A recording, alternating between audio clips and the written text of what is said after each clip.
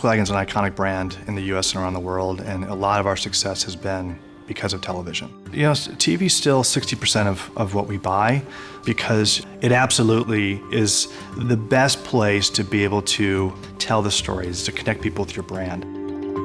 We know that in the car business, 97% of the people are not out there even shopping for cars. And so we try to use video and television as a way to understand our customer, to put relevant messaging that connects with them, and ultimately when they're in market for the next time to buy that product, they think of us. For an automotive brand, it's every 4.5 years. And really television's the only place you can do that. A brand is made not just by the people who buy it, but also by the people who know about it.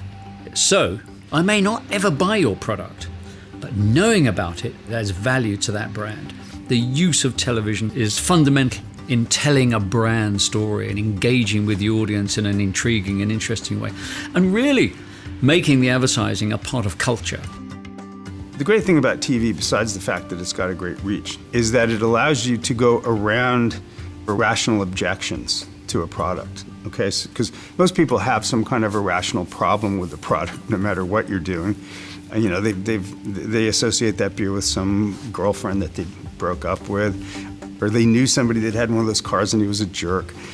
You have to find another emotional road to take people along, so that they don't think about the irrational stuff anymore, and they feel an emotional connection to you again.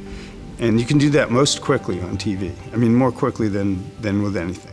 I think brands are things that become lifestyles. Across the globe, this brand stands for something that people connect with as a representation of who they are. And so as a marketer, it's still about the art, it's still about the work that ultimately connects with people. I think one of our most successful campaigns has just been over the last 6 months, actually. It's our Beetle convertible launch that we did.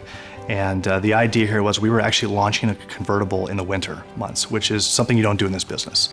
So we did a television campaign, and it had a lot of resonance on the internet and on television. And what it did was connect with people in the wintertime and really put the Beetle on the map.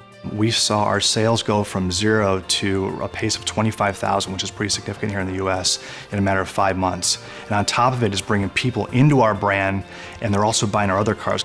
So if you've got the funding to do an ad, it's still the one place you can get a biggest change of perception and appeal for your brand. There are two things brands have to do. They have to persuade, and then they have to promote. Digital technology has been brilliant at promotion, but if you're not out there persuading, you're not growing your brand.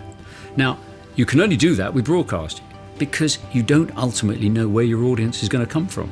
If you keep narrowcasting, your narrowcast is going to get narrower and narrower and narrower, and in the end you won't have an audience. One must always bear this in mind. Advertising expenditure globally is about 500 billion a year. About 200 billion of that goes on television. Now, end of argument. All right?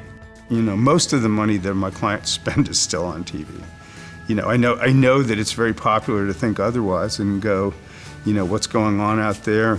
There must be new things that we should be spending money on, and we end up spending it on TV, just because it turns out to be the way to start something, the way to keep something going, the way to change people's minds. The Chevy Sonic campaign we did was the most successful new car introduction in history. So we made a whole interesting sort of interconnected TV experience, which went through the roof. It's like 20 million hits. And I think in 1 year, it's gone to be like the third best-selling thing Chevy has. I think it's important to notice that the beginning of that whole Sonic experience was a TV spot. And I don't think it would have kicked off and done what it did without that. I mean, actually, kind of the internet kind of operates as an afterthought of the best TV commercials. People run to the internet to talk about them. I think this is a revolutionary time to be a marketer. I think this is where it was back in the 50s in terms of change, both in how you can deliver the messaging as well as how you can track the effectiveness of that messaging. The ability to target ROI of a TV ad is going to be stronger in the future than it is today. As television evolves and becomes more targeted, I think you're going to see an influx of dollars back into television because now you're going to have efficiency and you're going to have scale. And that's where I think television is going to really see its second coming.